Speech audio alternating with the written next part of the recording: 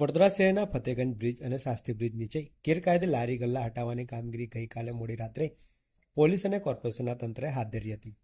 તે દરમિયાન લારી ગલ્લાવાળા અને કોર્પોરેશનના કર્મચારીઓ વચ્ચે તૂતુ મેમે થતા પોલીસે દરમિયાનગીરી કરી મામલે થાળે પાડ્યો હતો. રાજ્યના પોલીસ વડાએ અસામાજિક તત્વો સામે કડક કાર્યવાહી કરવાની આપેલી સૂચના મુજબ વડોદરા શહેરના વિવિધ વિસ્તારોના પોલીસ સ્ટેશનમાંથી રાત્રિ દરમિયાન લારી ગલ્લા પર અડ્ડો જમાવીને બેસનાર તત્વો સામે અટકાયતની કાર્યવાહી શરૂ કરી છે, જેમાં ગઈકાલે 400થી વધુ વ્યક્તિઓની અટકાયત કરવામાં આવી હતી.